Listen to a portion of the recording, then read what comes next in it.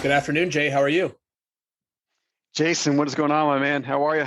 Nothing much. Nothing much, Jay. It is well, you go by Jay, but you're also Jason. So I'm glad that you go by Jay so we don't confuse each other here. Or I guess we wouldn't confuse each other if it's just the two of us, but your actual name is Jason, isn't it? My official name is Jason. The funnier part, which you can appreciate, is one of my business partners is also Jason, and our business partner, his name is not Jason, but he goes by Jay. So it's That's like fun. you walk into a room and you get all J's.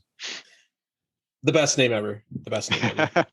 All right, man. Well, it is a Friday afternoon here in the early April 2021, and I'm delighted that we're finally getting a chance to do this. We've been talking about this for I think over a year now, and here we are. So we're finally recording this, and I don't think it could be a better time. So let's get right into it, Jay. So I'd love if you introduce yourself to the audience. It's a tiny bit about who you are, where you are in the world, and anything else you'd like us to know to kick off. Awesome. So my name is Jay Ortiz. I live in New York, obviously, but I live in just north of Westchester, New York. But most of my business is done in the New York City area. Run a networking organization, which is how Jason and I know each other. And then I also run a financial planning practice. Very nice. And we're going to talk about all of these things, I'm sure. Talk about all these things in that show. So let's get right into it, Jay. Are you ready? Let's do it. Are you scared? Not at all, man. Are you excited? Oh, well, you don't know the surprise question I might have for you then. Quick, in 2 sentences or less, give us your best financial advice that you guarantee is going to work to make me 10%. Go.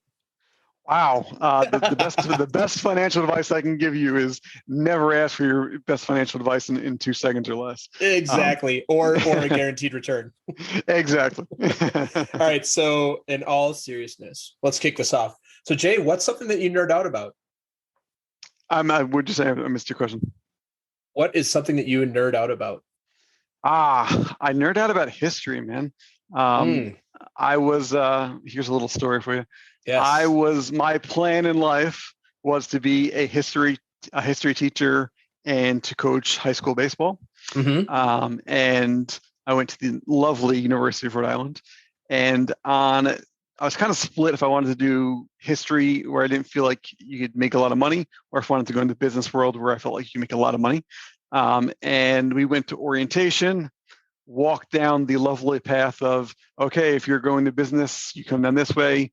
If you're going to education, you go this way. The cute girls took a left to education, and I followed them to education. So my first year of college was pursuing education, but within a year, I did flip and went into the business world. And I will tell you that was a costly year, because then I had to take all these roundabout courses to get caught up in the with my business stuff. You know the next question, right? Go for it. Did you have a lot of success with the girls at least? You know what? I will say this. I'll put it this way. I'll keep it clean. If it wasn't for my relationship with women, I don't know that I would have graduated college, because I did a lot of group projects. Mm-hmm. And in these group projects, the girls did not generally like to get up and do the presenting. But I, for some reason, did not have a problem doing the presenting. So sure. They did a lot of the work, and I did a lot of the presenting, and that was that sounds amazing. So it worked out pretty well. So I guess that's it all worked out. That's awesome. What do you have any specific period of history or type of history that you geek out on? Probably American history. I mean, I definitely I'd say I probably nerd out around some of the Revolutionary War components. Mm-hmm. I read also Civil War to a degree. So not that I'm totally into the war aspect, mm-hmm. But there's just a lot of interesting things that you can learn about that. So I think the last my dad has asked me this weekend, he's like, what's the last book that you read that was like just for pleasure? And I read a book, I think it was called 1812. And it was really about like Andrew Jackson and around the Civil War. And I don't know why, but it was just like I just enjoyed that book. And so, like I said, of course, it was around history as well. Yeah. Do you So you have kids, which I think we'll probably talk a little bit about. Do you try to encourage them to learn about history now? To a degree, I think it's interesting. So my wife and I started watching Hamilton, and for whatever reason, I mean, it's a great show. So, but we just we love it, and I guess I nerd out about that. So we've actually watched it, more than once. Probably more frequently than anybody should watch that movie. Or we watched the Disney Online version. Yes, yeah. Yep. So it's interesting because with the kids around and you're watching that, and then them actually telling you some things that they learned in school around that as well. And it's just another conversation starter. That's cool. So I think, as a parent, or at least what we focus on the parenting is, we want our kids to have a genuine interest in something. And when they show that interest, our job is then to kind of encourage them to kind of go down that path further. That's awesome. Yeah, I think I love Hamilton too. And I think Hamilton is the greatest gift ever to history teachers. They'd be like, I'm just really tired today and I don't want to do anything this week. We're going to watch Hamilton for the next 2 hours class. We're going to put this on and then we're going to talk about it because it's actually very historically accurate. I mean, literally watching that, I think the first time my wife laughed at me because the first time we watched it, or the second time we watched it, I'm like, I don't remember this scene. And she goes, that's because every time they were talking about something in the movie, I would go to Wikipedia and I was like actually looking up all the things. I'm like, okay, they referenced this, and I was going on my phone to find out some of the other aspects of it. And you found Lin-Manuel Miranda's inspiration to be actually true? For the most part. I mean, I think there were some parts that were, or they're out there that, maybe some myths or whatever there. Sure. Either way, it was enjoyable. So there's certainly entertainment aspects. Yeah. In a sense, it's based on a big old biography, like historical biography, right? It's not like Lin-Manuel is like, hey, let me write a thing about Alexander Hamilton and all these people. It's based on a big old book, which I saw it at the airport one time. I'm like, yeah, no, I'm not going to read that, but that's not really my cup of tea. Well, that's cool. I didn't know that about you. Yeah. The funnier thing, and this is, before I even saw Hamilton, because I didn't see it until, we're in the pandemic. But you and I, we're obviously do some networking together, and I left one of our meetings, right on Park Ave. And my buddy works at the time, he was working for JP Morgan. And so I ran out of your meeting and I ran next door to meet him. And he was giving me a tour of their headquarters. And they actually have in one of their, I don't know, call it like a conference room or one of those areas. They have the guns from the duel between Burr and Hamilton. I've heard that. Yep. So I've actually seen them. Yeah. And JP Morgan Chase, they just own them. Yes, they do. Yeah. There's I think it's got something to do with the Bank of New York, and I don't remember which one, but one of the two was the founder of that. Yeah, I believe oh man, you're bringing it back. I could talk to you about this all day, but I think by the end of this episode, we'd have about one listener left. So all right, so let's move on. We're going to talk a little bit about your comfort zone, Jay. Yeah. And so we're going to first take a look at something that is inside your comfort zone that might be outside somebody else's. And I'm going to take presenting in group projects right off the table right away. That's the layup answer. So what's something else that might be a little more surprising to myself, to the audience, that's inside of your comfort zone that might be outside of somebody else's? That's actually a tough one. I'm a curious person. So I'll put it this way. In my field of work, there are a lot of very charismatic people. I personally don't consider myself charismatic. I've had some people tell me I am, but whatever. But my comfort zone is I'm able to connect with people really quick and being very, I guess, genuine. And that has served me very, very well. So I've actually had many people in my life say, hey, you can walk into a room and gain someone's trust very, very quickly. And you actually care, where some other folks can be very charismatic and people like them, but they have to spend 15, 20 minutes really getting that person to kind of open up and get that trust. Yep. So I guess, I don't know if that's surprising to you or not, but that's probably my comfort zone. Not at all. I think this is one of the reasons we get along so well is in the Clifton Strengths Assessment, which I've talked about on a couple of these other episodes. There's actually one of the, well, let me ask you, Jay, have you ever taken Strengths Finder or Clifton Strengths? I have not. Nope. One of the 34 strengths is woo, winning others over. It's specifically about that. It's about the superpower of being able to go and talk to anybody and winning others over, not meaning that you're trying to sell them or something, but it's more the winning of like, hey, Jay's a guy that I can trust. He's a guy I want to talk to. He's a guy I want to get to know, and doing it quickly. That's what woo is. It is my number one strength. Nice. Probably in your top 5, if not your number 1 as well. So there's no surprise about that. And when I run into people that have that much lower, or it's not a strength, they're so jealous. Like they'll say something like, how do you just like walk in a room and you just like talk to people and like get to know them? And I'm like, it is kind of like your zone of genius. It's like, I don't even think about it. It's just something I do. Yeah. And I think it's something you do as well. But then there's people we know in common that I look at some of their superpowers and like, man, I wish I could do that. Like, I don't even know how they do it. I'm like, wow, that would be a great skill to have. But I do like the ability to, to connect with people quickly. It's fun. And it allows you to meet a lot of people. The dark side of that strength, according to Clifton Strengths, is that for some people, you can be perceived to be inauthentic or be shallow because you do it so quickly that you don't necessarily need to build a deep relationship with somebody in the moment to actually have a relationship. And for people that require a much more deeper connection to feel trust, you can be perceived as being too fast or shallow or inauthentic. Gotcha. Yeah, I mean, that doesn't surprise me. I don't feel like I've ever run across that too much, but I think I feel like I have found myself at times combating that, right? So you have a quick connection, then you feel like the person gets a little skeptical, and then you have to like dig deeper. So fortunately, I like to dig deeper. Me too. All right, so let's take a look at the reverse of that. What's something that's outside of your comfort zone that's going to be inside of somebody else's?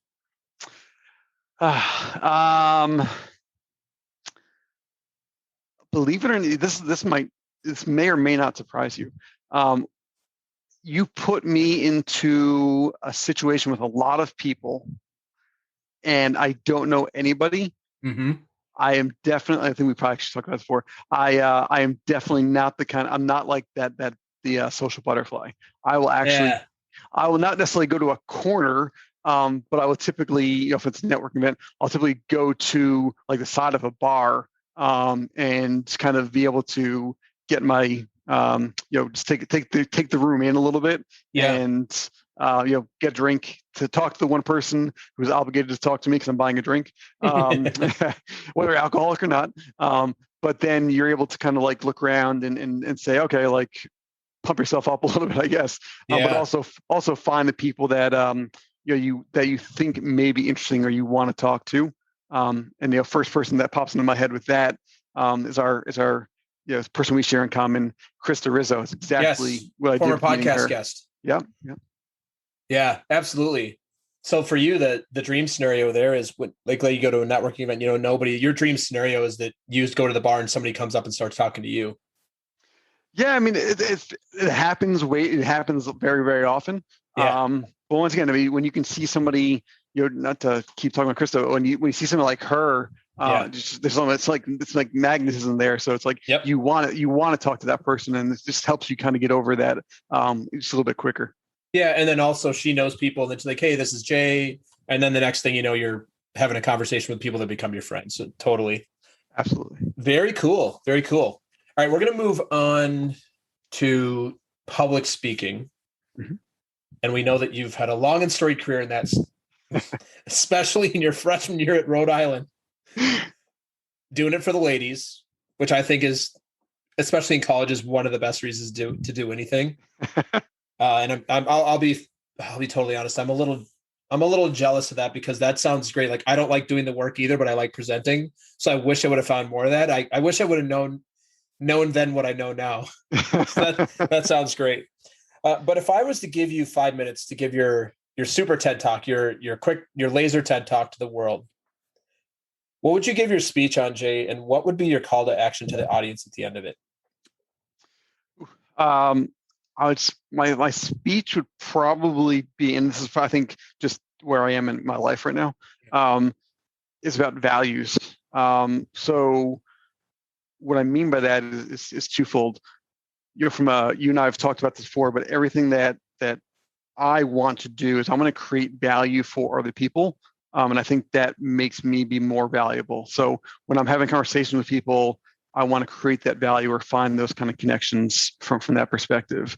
Mm-hmm. But on a deeper level, with my kids, so my wife and I were actually two different religions. So I grew up Catholic, she grew up Jewish. Mm-hmm. But we found out, just through dating and then meeting each other's families, we really grew up with the same exact values, even though it's two different religions. So that is and was the key aspect that we wanted to instill in our children. And it's done a lot for me. So we happen to live in a nice little small town, one of those literally old American kind of towns where they shut down streets and do parades and stuff, even to this day. And we did that for a couple of years, and I was looking for something to get involved in. And this was I wasn't even in sales when I started doing this. I wanted to get involved in something that would bring that community aspect into our kids. So I found out who ran this parade and who was doing all this stuff. And it was the Rotary Club. And Rotary is all about service above self. So I kind of threw myself into Rotary, and I use that to be an example for my kids. So I purposely bring them to events and different things that we have going on so that they can understand why I'm doing things, or they can see me doing these things. Yeah. And that's going to bring that out in them as well. That's awesome. So for the audience, what's your call to action for all of us once we've listened to your speech? What do you want us to do? Yeah. I think the call for action is to your next conversation with somebody, with anybody, just sit there and listen and really be curious and kind of dig deeper with somebody. I think you're going to find that while they're going to have a really good feeling about you because you're actually listening, you're going to find a lot more about yourself. And when you sit back and you're not focused on what you're going to say in the conversation, but hearing somebody else out, and then what that does to you, I think, right? So my call to action would be sit back, actually listen to somebody, and dig deeper with them, and you'll be surprised in the feeling in you, not just them. That's awesome, Jay. I want to add to that too, and I agree with all of that. Sit back, listen, and be curious. I think one of the major problems with humanity, myself included, is that we listen, but we listen with a filter, and we're usually listening for like bias towards what we believe is right or what we want to happen. And to listen from true curiosity opens up a ton. So I'm going to add that to your call to action: is listen, and listen from curiosity. Love that, dude. I took over your speech, so we'll do a dual speech together. We'll do it. I'll let you do the speaking though. I'll help you work in this public speaking. Oh wait. So you're going to do the group project. You're going to do the hard work, and then I'll do the speaking. Great. This is awesome. I didn't realize that I was going to have you become somebody who's going to do work for me on the podcast today. This is amazing. I feel like this is cheating though, because I feel like I've already done the work. So yeah, that's true. Hey, this is the best thing ever. You write the speech, and then I just stand up and like add like one little tiny thing to it and take all the credit. This is perfect. That's awesome, Jay. Well, we're going to take a really brief commercial break, and we'll be right back after this. The Talking to Cool People podcast is brought to you by Jason Frizzell Coaching. Jason works with amazing people who are looking to find and develop their passion and purpose and create their journey to wherever it is they want to go. Check us out at jasonfrizzell.com, Facebook, or on Instagram. Jason loves hearing from anyone who thinks it would be cool to connect, to be coached, or to be a guest on our show. email him at podcast@jasonfrizzell.com or DM him on Facebook and Instagram. And now, back to some more amazing conversation on Talking to Cool People. All right, Jay, we are back. I was going to ask you before we move into the next part of the show, did you take care of those things I asked you to do? What did I ask me to do? All the things we talked about before the commercial break, that you're going to do some stuff for me, and then I'm just going to take all the credit for it. Yeah, man, it's all set. Perfect. You're like, whatever you want. That's great, because it's all imaginary. That's awesome.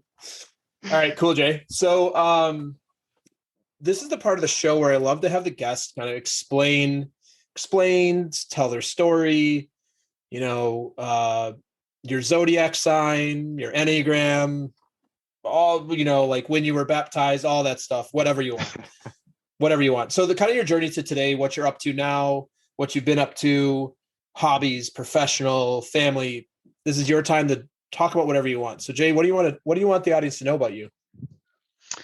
Sure, man. So obviously we've talked a little bit about family and kids, but I will say that my wife, and I've mentioned to you, who is 1 million times smarter than I am, our relationship is such a huge aspect of my life, and really being focusing on teamwork. So that's the crux of who we are as a relationship, and always being there for each other. I think it's pretty typical when one of us is angry, the other, and talking more about with kids, when one of us is angry, the other one is always there, being the support person. So we just really bounce well off of each other.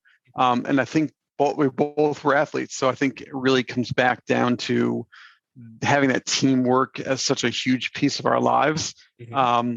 That kind of carried over into our marriage. And that being said, we're both really competitive folks.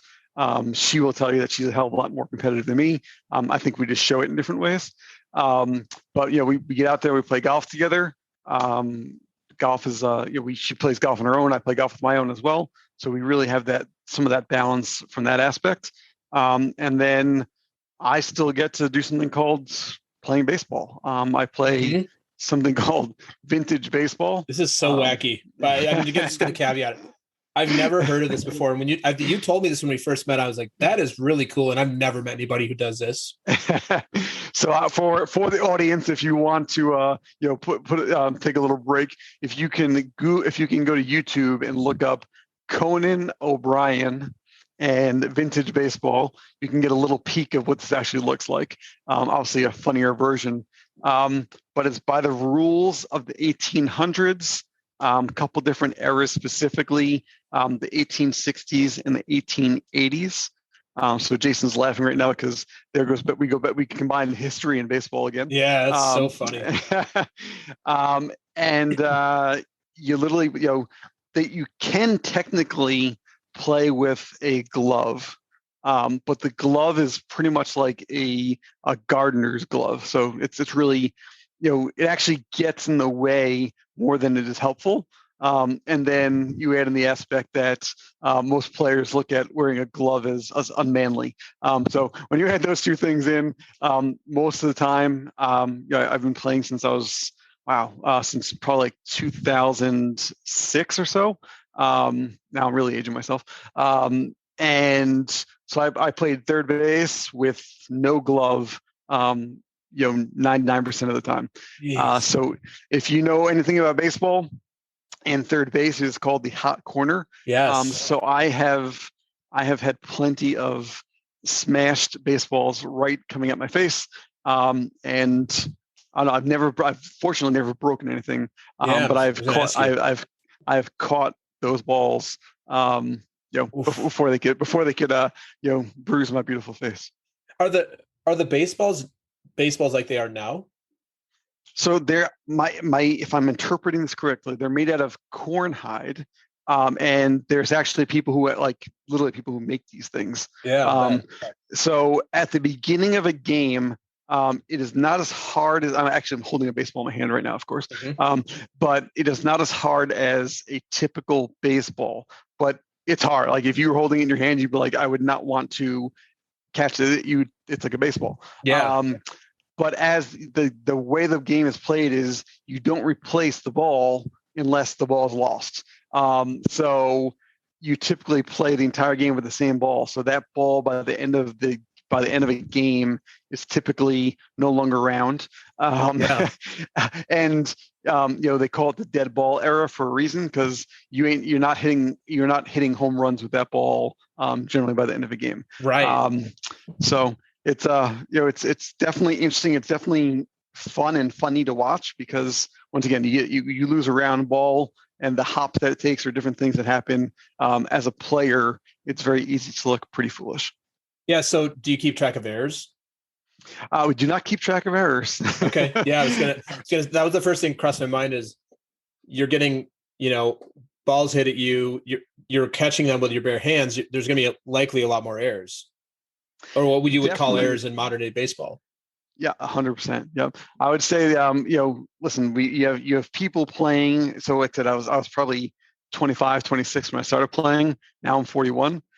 There are gentlemen who play in their 60s. So it's kind of a game where anybody can kind of play. It's not too crazy. But at the same time, you have people who make very spectacular, almost superhuman plays. And then like I said, you certainly have a comedy of errors as well. Yeah. There's something else I want to ask you about this. Oh, pitching. Is it overhead, underhand? What's the pitching like? Yep. So like I said, there's two eras. The 1860s actually plays with a baseball, but they pitch underhand. And there are, if you actually watch that Conan O'Brien video I was talking about, the gentleman who's a pitcher in there, I've actually played against him, and he throws that ball like a softball pitcher would throw. So he comes in very, very fast pitch. Wow. And then there's people, I would say the majority of people, it's more, it's kind of lobbed in there, and they'll actually work with you. Like they'll throw a high ball at you, just kind of keep you off your rhythm. So definitely some skill to that. Yeah. The other main era is the 1880s, and that is very, very as close to modern ball as you're going to kind of get in this world. I think the biggest difference is you get 7 balls, so it's really hard to walk. It's like 3 strikes and 7 balls. So it's if you're going to walk, you're really working for that walk. Yeah, so interesting. So you mentioned you've been playing baseball, and you're an athlete. I'm going to assume, and we know assuming is not always the best thing, but I'm assuming that you played sports before this, like in college or something. Like, no offense, but like hearing somebody go, "I'm an athlete," and then like I play old time baseball.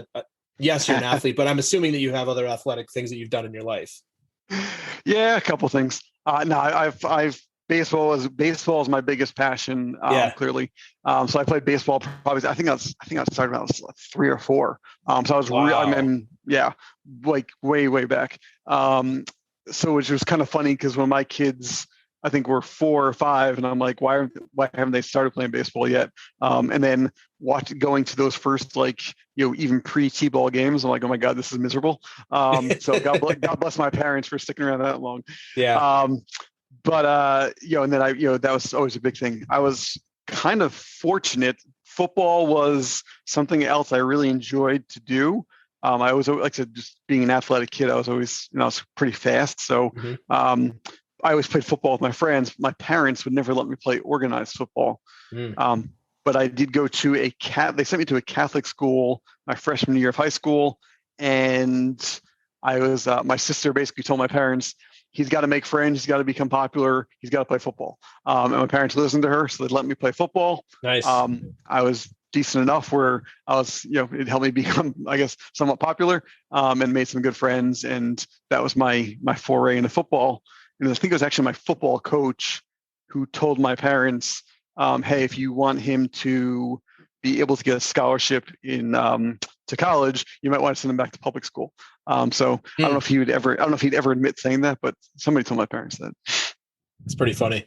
It's pretty funny. Cool. Well, what else? Before we move on, I want to see, is there anything else that we should know about you, Jay? Let's see. Like I said, I work in the financial space. I can't talk about my company or anything like that. Sure. But for me, I think when we talk about networking, going back to that aspect of things, Yeah. I've met a lot of people who do the same thing that I do, and there's still so many different variations of it. So Yeah. I love learning about how other people do things, and then also sharing what I've done. And I do the planning, but I also do a lot of the management and team building. So being able to sit down and sit with people and talk to them about the bigger aspects of just getting out there and doing the job. I think people don't realize, a typical person doesn't realize the components that are in there and how much of really building an actual business is involved. And there's a lot of difficulties, a lot of things to do out there.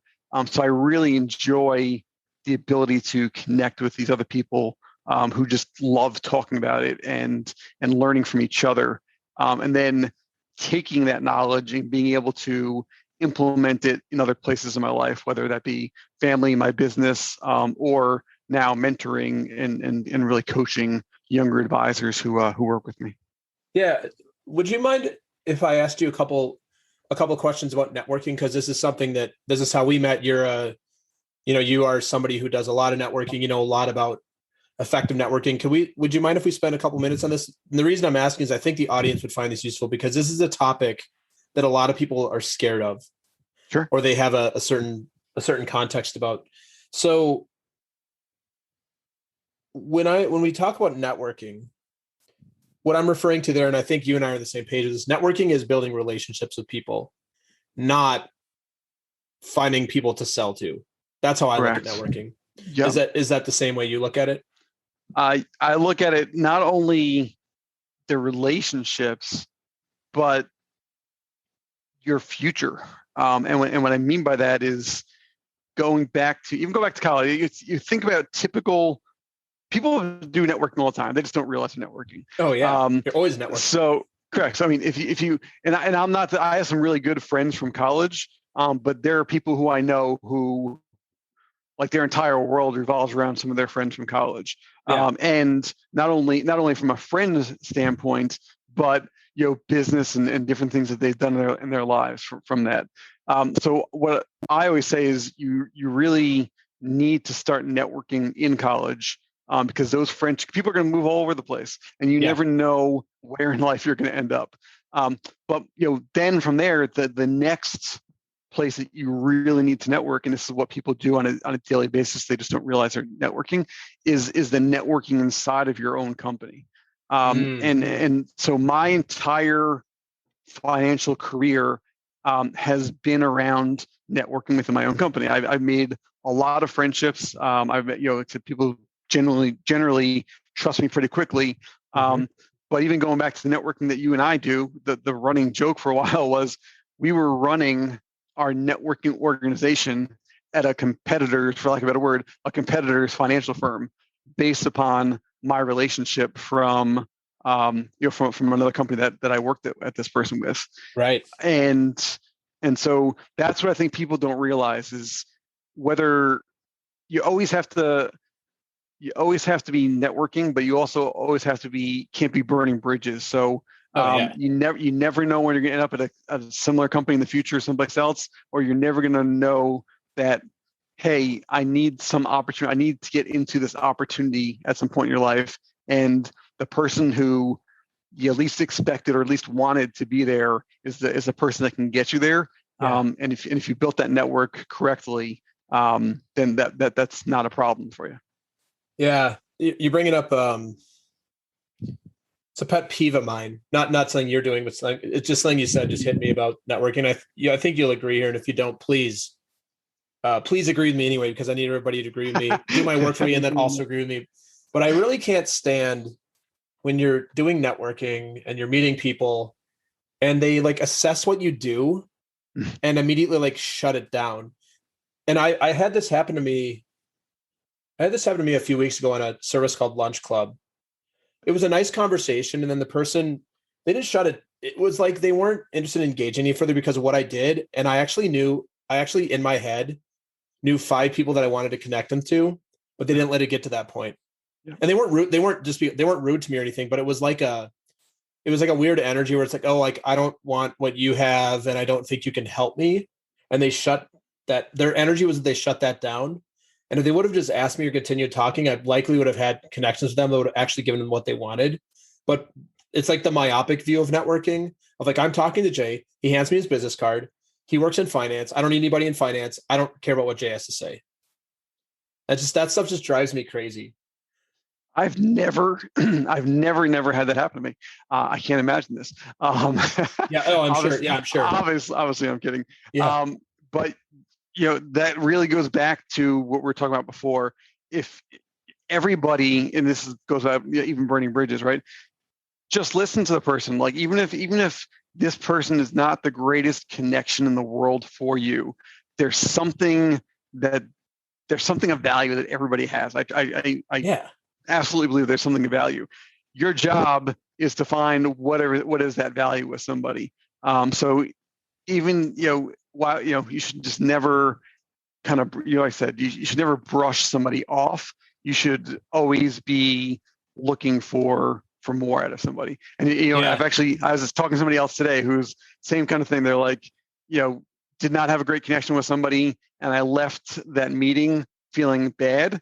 Mm-hmm. I didn't need to have a great connection with them, but I should never leave meeting somebody feeling negatively. And they should always try to find something, at least end the meeting on a positive note. So Well, this goes back to the thing I said earlier that in our joint speech we'll talk about is, what if you just showed up curious? If you just show up curious, you're always going to be interested. Yeah. Because from curiosity, almost everything is interesting. From assessment and judgment, like, oh, Jay's not the right connection for me. He's not going to make me money. Not going to cut it off. So that was my kind of more of an observation. Second thing I have around networking for you is more of coaching, consulting, pro tips for those who are out there listening, who maybe don't have such an easy time as networking as the 2 J's here, or the 2 Jasons. We'll tell ourselves the 2 J's. My dad used to call me Jay right up. So I identify as a Jay as well. And it's my daughter's middle name. I don't know if you knew that. I did not. I love that. Named after me. It's actually Jay. What if I hear this sometimes, they're like, well, I really want to learn to network, but I'm introverted and I don't know how to do it. Yep. What would you suggest if anybody out there is listening to this, identifies in that way, and wants to get into the world of network, start networking more and also feel more comfortable? What would you recommend to them? Yeah, I mean, I think, listen, the first thing I have this conversation way too often. Mm-hmm. Everybody needs to just be able to get out of that comfort zone. If you don't ever try, like I go back to Wayne Gretzky, right? You miss 100% of the shots that you don't take. So you just got to get out there and do it. You don't, and I think initially people's concerns are, what am I going to say, right? But that is actually that is actually networking gold, and people don't realize it. Because going back to everything that we said today is, if you are a good listener, then you are a great networker. And the reason for that ends up being the other person that you're talking to, and when they really get to talk more, they leave that feeling positive about you. Like they feel like, oh my God, that was such a great conversation. You may be sitting there thinking like, what the hell? This person didn't even let me talk, and like you're kind of blown away. But that person always feels they feel like it was a great conversation. And there's there's some sales aspects to that too. No, absolutely. Absolutely. Well, I'm gonna give a couple of pro tips here that I'm pretty positive you'll agree with. A really good opening in networking is, hi, how are you? Yeah. How's your day? Hey, did you watch the game last night? A really bad opening in networking is, hi, what do you do? Here's my business card. And it happens all the time. Like, hi, what do you do? Like, so we're already moving into purely the transactional space here. This is not really I'm not interested. It's that simple. I don't care what you do. I don't care if you care what I do. I don't want to talk to you. If all you care about is what I do, that's an automatic, like, I'm going to assess this person to see if it's valuable, or if I want something from them. If I don't, I'm moving on, which goes back to the negativity, like the thing you said, you had a meeting that you felt bad. Like, you should never feel bad when you're networking. And if you do, you might feel bad about yourself, but you're more likely going to feel bad how other people treated you or didn't treat you.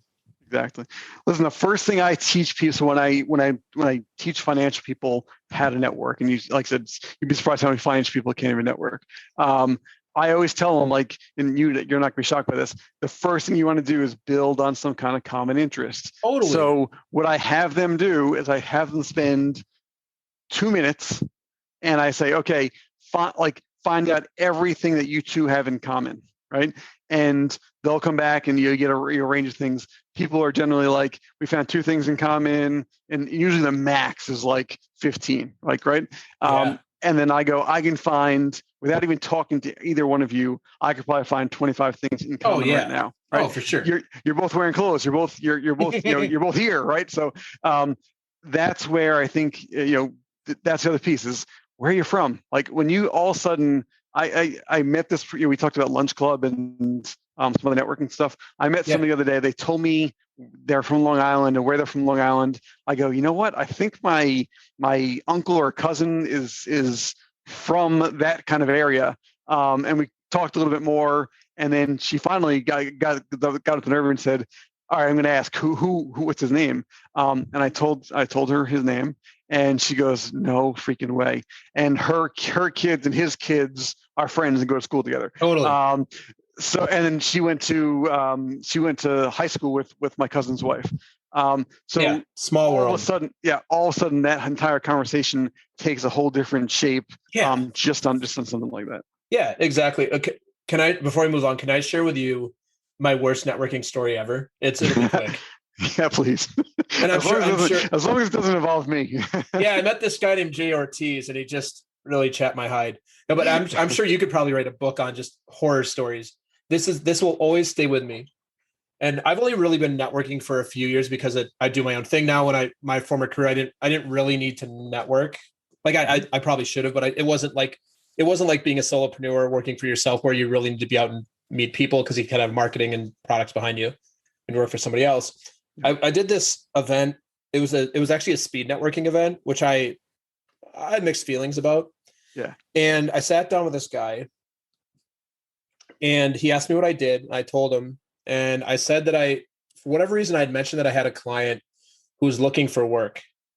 We had 5 minutes. For the next 3 minutes of those 5 minutes, he literally told me exactly what she needed to do to get a job. Unsolicited. And I didn't say one word for 3 minutes. And I'd met this guy for 30 seconds. We get done with this, and I say, that's really interesting. What do you do? He goes, I'm in financial services. I'm looking for a job. So I'm like, you just gave me 3 minutes of advice on, as a coach, I have a client that's looking for a job, and you didn't coach me on anything. You just told me how to do it. Like he told me how she should do it and how I should coach her.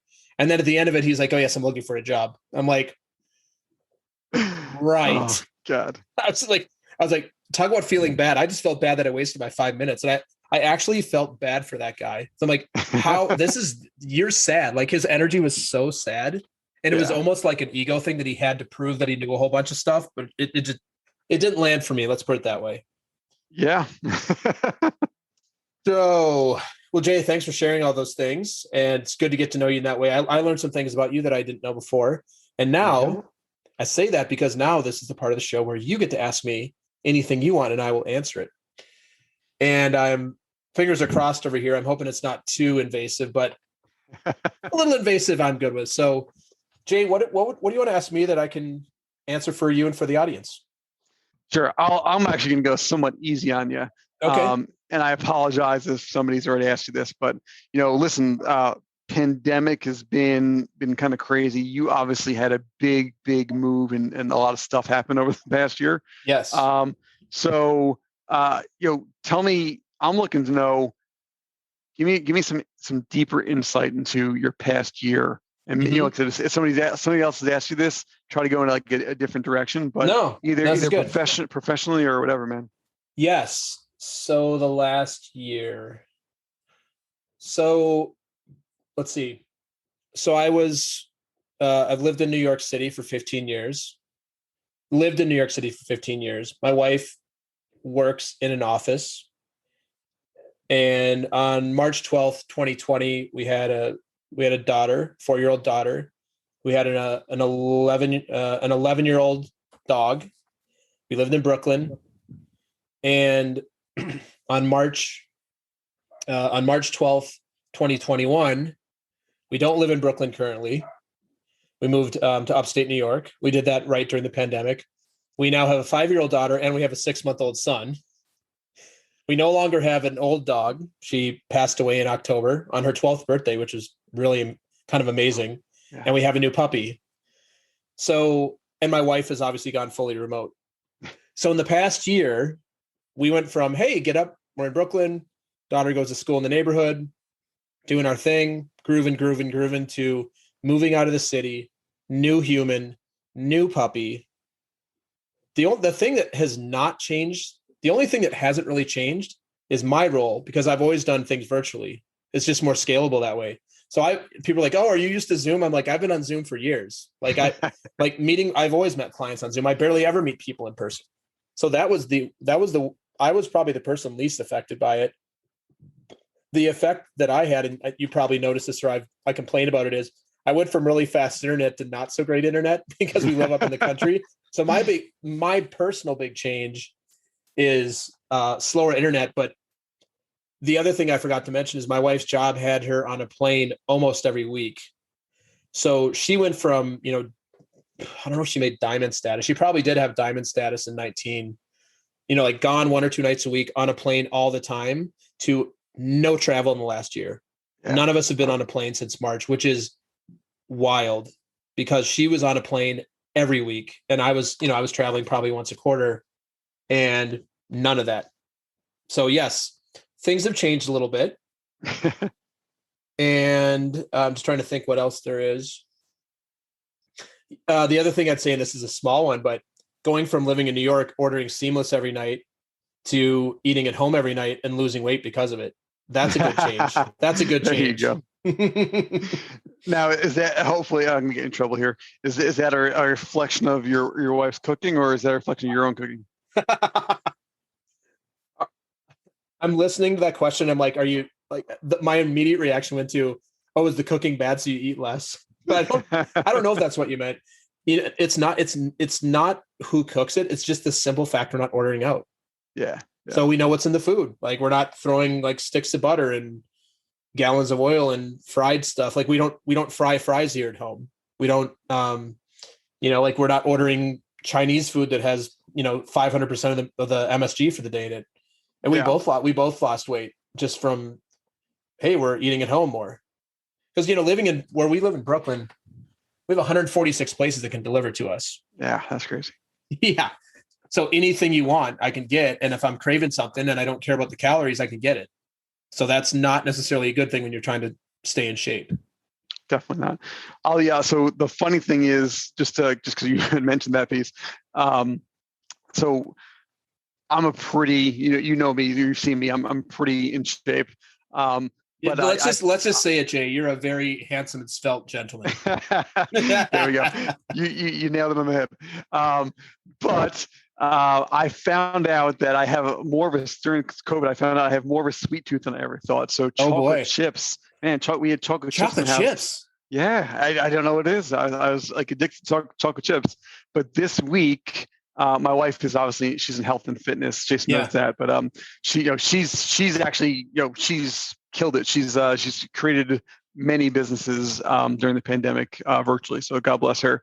But she does this vegan cleanse kind of thing, and but I actually ate more food this week on this vegan cleanse and dropped 5 pounds. Nice.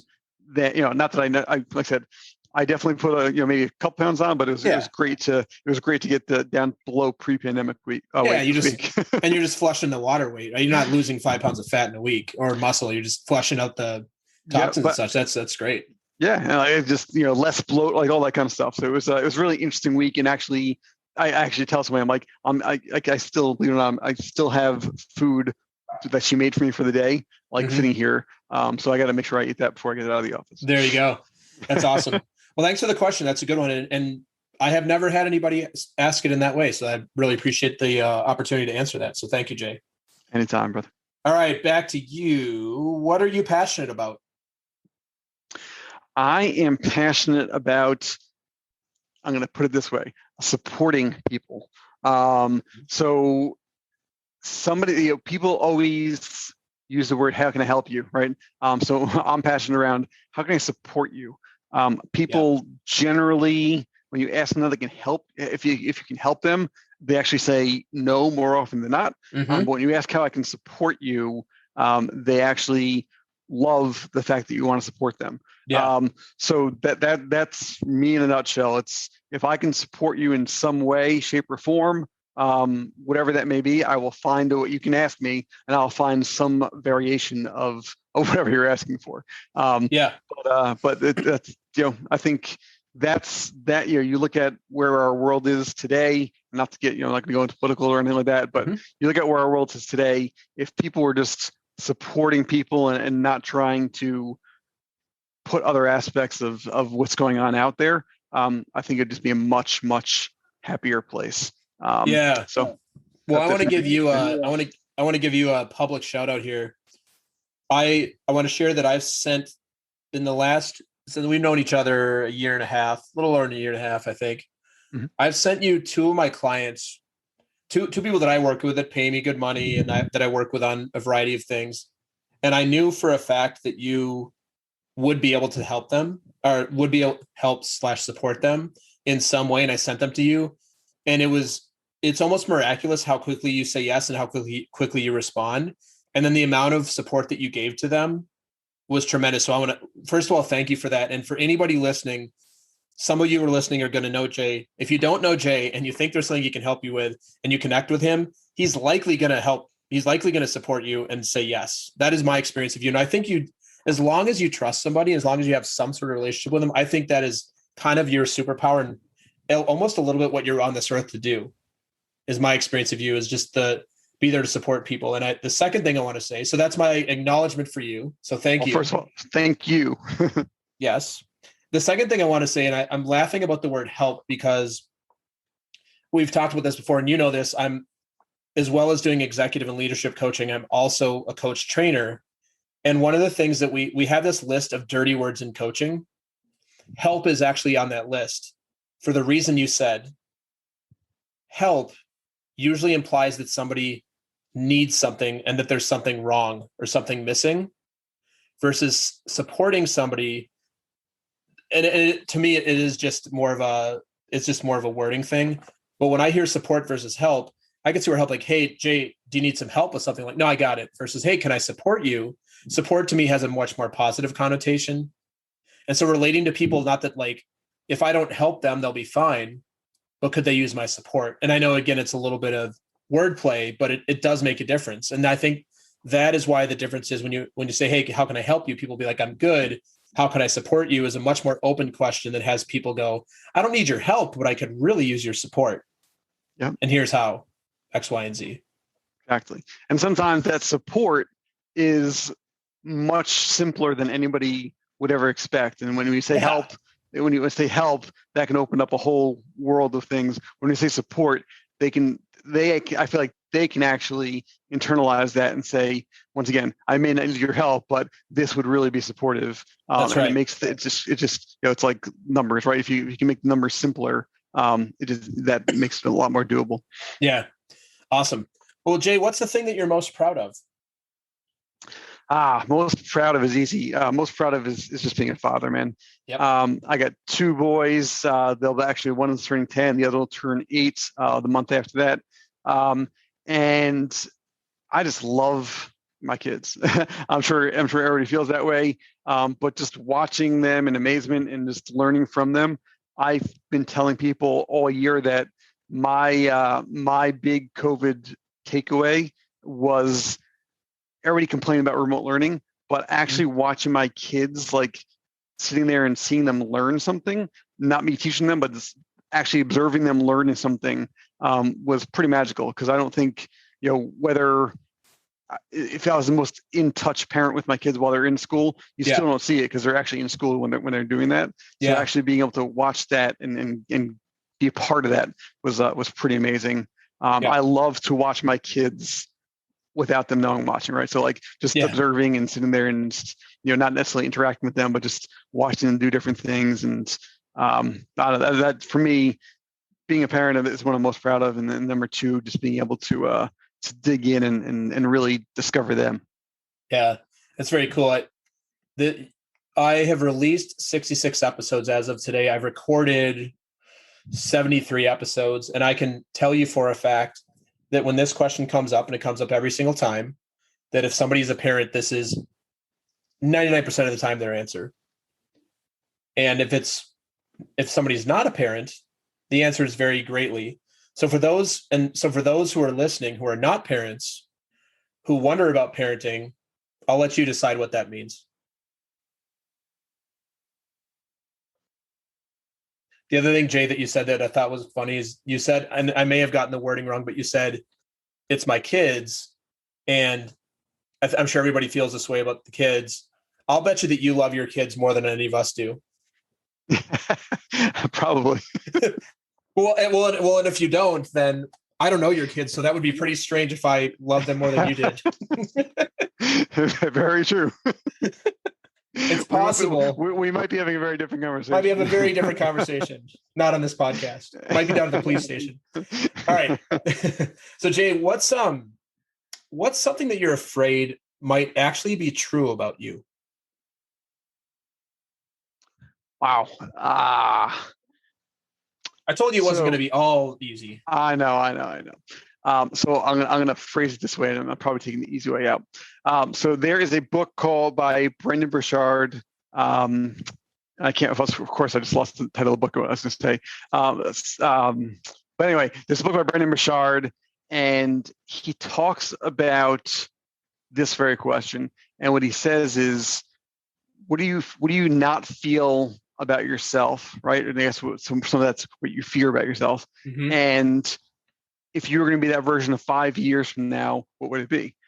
So for a long time, for me, it was a confident, doer, and influencer.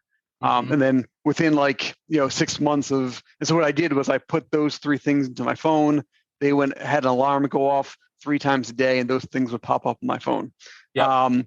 And within 6 months, I would tell people that, and they'd be like, there were 3 words I was going to describe you as, it's confident, influencer, and doer. Yeah. So I think for me, it's that what I fear is, while I may come across to people that way, it's still like that's deep root stuff, right? Like you still worry about, is that really who I am, or is it not? Mm-hmm. And I think, we talk about kids and all that kind of stuff. Growth mindset is absolutely huge. And fortunately, my kids are actually learning in school about having a growth mindset. I think that's amazing. That was not something that we had growing up. No. But then, once again, as a parent and somebody else, you have to realize that you can influence that, and that's going to make a huge impact on their lives in the future. So find out what your kids' fears are, and really dig in to get them past that. You're right now, because like I said, people describe me that way all the time, but my fear is probably, am I actually those things? Yeah. Well, I can tell you for a fact what my 5-year-old's greatest fear is. That she's going to get in trouble and I'm going to take her iPad away. That is actually the thing that she's most afraid of. That's kind of the depth that we've gotten to at 5 years old. And my 6-month-old son, I think what he's afraid of is that he's not going to be held 24 hours a day, seven days a week. But he's slowly moving out of that. So, yeah. Well, and the second part of this question that I don't give my guests ahead of time, but you kind of answered is, what's the thing that you do to compensate for this fear? And what I hear you do, which I think there's a really good lesson in, is you recognize this about yourself. So you actually set up a structure outside of your own mind, like a reminder on your phone. Like, that's a really cool practice to do. It's like reminding you who the F you are, and having a piece of technology or having somebody else do it, as opposed to being reliable to just do this inside of yourself all the time. So that's really cool. Yeah. Cool. I think the other part of that is, and I did this the other night, is when you learn something, you got to put it into action, right? So if there, I think most people will, and this goes back to self-development or personal help stuff, right? If you're listening or doing these kind of things, how many people do you know that just keep doing it and doing it and doing it, or they keep going to the same event over and over again, but they never implement anything? Yeah. So it's got to be some kind of action that you're doing. And once again, you don't need to put everything into action, but you need to put something in place that pushes you forward. So I think that's probably the key there, is just taking something that you can take action on and just doing it. Yeah, I'm glad you brought this up, actually, because I'm going to relate this to coaching and sports coaching, whether it be sports coaching, executive coaching. What you just said is actually a core component to good coaching. And it's actually something that you get measured on if you're like an International Coaching Federation certified coach. It's actually a measured competency, is when a client has an insight, do you generate something that's practical from it? We call it like a practice area. So yeah, we can sit here and talk all day about how I'd like to do this, I'd like to do that, and here's the changes I'm going to make. Having a client actually go out and declare, and to use your example, which is a great one. Hey, I'm struggling with my confidence and feeling like I'm doing a lot of influence. Well, Jay, is there, and what I would say to you, but you are, and I'm doing this, you already said, is like, hey, Jay, what sounds like there's something there that you recognize that you want to do, and there's a gap. What would you like to do about it? I'd actually like to remind myself on my phone. That's like a small practice area. That's actually a tangible thing that the next week that we meet, I could say, hey, Jay, how's it going with the reminder that you said? And you're like, oh, it's been going really well, versus, hey, Jay, you mentioned that thing that you really wanted last week, and then you didn't implement anything. How's it going? Very likely it's going exactly how it was a week ago. Insight without action is just conversation, and just, it's not really coaching. It's the same thing in sports, right? Like, I realized that I'm a shortstop, and I realized that I realized that I'm moving too quick to the left or something on a stolen base, or I'm moving too slowly. I'm not stepping in the way I should to get to the base to cover a stolen base. It sounds like something that you'd like to work on. What would you like to actually work on? Versus like, oh, that's interesting, and then like leaving it. Because we're reliable to do the thing that's easiest for us, usually. Yeah, the funny thing that, it's just probably perfect that you just use that exactly what you said. So my son plays second base. Mm-hmm. I was a second baseman. I love it. It's a great thing because you don't have to have a good arm, because I did not have a good arm. I feel like he has a decent arm. He just he gets a little timid for some reason with certain things until he like really gets comfortable. But so my wife and I were sitting there, both of us, she played college softball, I played baseball. So we're watching him play second base, and she's sitting there and she's saying, oh my God, he's not doing this. You got to teach him this. You got to teach him like these kind of things. And I'm sitting there watching, and in my head, I'm like, he's not doing, I'm saying the same thing, but I'm just not saying it out loud. But the true thing is, like, I have to sit there and think about, when I sit with him in the car, how do I have this conversation with him so that I'm not criticizing him, but at the same time, I'm opening his mind to, okay, there's different ways to do things, right? So I just ask questions. Like, I was like, for example, they kept saying, the coach was saying, cut three, like, and that means the guy's supposed to catch the ball and then throw to third base. Yeah, sure. I'm like, when they're saying that, do you know what that means? He's like, I don't. So I'm like, all right. So I'm like, I had to go through with him what 1, 2, 3, like what those numbers even meant, and like why that was important. But I think, going back to the action piece, like, it would have been very easy for me to be like, to see him not doing something and yell at him. But if I'm not teaching him or doing those kind of things, then it's almost the same thing. It's like, I need to take that extra step and also put myself in his shoes, which I think is a key factor there. Yeah. And this goes back to coaching as a profession, no matter how you're coaching, and any sort of context of coaching, is having your son come to the conclusion is way more powerful than you telling him. Yeah. Always. Yeah. Because he's going to own it. Like, oh yeah, I realized this myself. This is great. Versus, well, Dad told me to, so I'm going to do it. And maybe that's good, but maybe it's not. So we're going to start to wrap up here, my friend. I have a couple more questions for you. Mm-hmm. So this is the second to last question I have for you. So Jay, how do you see the world? Wow. A small microscopic question. Yeah. Obviously, the world is not a small microscopic place. I see the world as opportunity, and that probably doesn't shock you. But we talked about lunch club earlier. Yes. Today, my lunch club was somebody in India. That's so cool. My first reaction when I saw a lunch club for India was, do I want to cancel this? And then my very quick to myself was, why would you not want? When are you going to get to talk to somebody who's doing business and networking in India? So I'm not going to say there weren't challenges in the conversation. Sure. But it made me actually do what we're talking about here. It made me actually listen deeper than I have in a long time, just because I had to, like, just to fully understand what some of that language barrier. Yeah.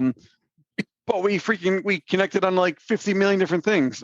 So once you can kind of get past some of those pieces and you can kind of navigate through, that's where that opportunity is. And I actually learned something. I have a colleague, very close friend of mine who is from India, and she does some stuff with me. Yeah. And so I was telling him, I said to him, I'm gonna have to, tell. I'm like, where are you from in India, so I can tell my colleague. She'll be happy, proud of me. And he said, "What's her name?" So I told him her name, and he didn't know her, of course. But he goes, "Oh, she's from this part of India." So based upon the first name was a familiar name, but based upon the last name, he could tell me with certainty which part of India her family is from. Cool. That's amazing. Right? Talk about learning mindset. That's exactly. So cool. I do a lunch club as well. And I've actually started this practice. When I get connected with somebody, I will, you get the email, I'll connect with them on LinkedIn. I will send them a LinkedIn request, tell them I'm looking forward to the meeting. I will quickly glance to see if we know anybody in common. And that's all I look at, because I actually want to go into the conversation without any preconceived notions or bias. Like I might know what they do at a high level, but I'm not somebody who like looks at the profile like, oh, this is Jay and he's a financial planner and works at this. Like I don't actually prepare for the conversation, because I know that I'm going to be much more clean and more curious if I don't. Correct. Yep. Do you do the same thing? 100%. Like I said, I think the first thing, because I do, listen, I always go in for value, like we talked about, but at the same time, you do I do like connecting people who are more local, because I think there's just more commonality. But I will tell you, probably my best lunch clubs have been with people who are not local at all. And actually, I met with some guy, and he's down in Texas of all places, so we have some commonality there because networking. But he was connecting me with people in New York, and one of them happens to run another networking organization who I had just done something with like 2 days before. So I randomly met this guy who was connected with somebody who I just connected with the week before. So it was such a small world. Yeah. Yeah. That's great. Well, Jay, I want to thank you for being on today. I'm so glad we finally made this happen. And I know you've listened to some of the episodes, probably not all 66 of them, including the one that was released today. I'm still a little hurt by that you, as a father of two and a very busy man, you haven't listened to all 66 of my episodes, but I'll still let you off the hook on this one. And I'd love if you would leave us with some words of wisdom. So short words of wisdom that we can sign off for today with on this Friday afternoon. So Jay, what do you got for us? Yeah. I probably nailed it all in here already, but be open, be curious, be authentic, and just have fun. Man, you're speaking my language. That would be something that would be almost exactly how I would say it, especially the be fun or have fun part. I'm all that. My thing is, if it's not having fun, I'm not doing it. Which is why when the IRS extended the tax deadline, I'm like, yes. My worst nightmare. I hate anything to do with taxes. Anyway, Jay, I hope you and the family have an awesome weekend. I know we'll be seeing each other very soon, and I thank you again for being on. Awesome. Hey, man, I really appreciate this. I'm glad we finally got it done as well. You guys have an amazing weekend, dude. Thanks. Thanks for listening to another episode of Talking to Cool People with Jason Frizzell.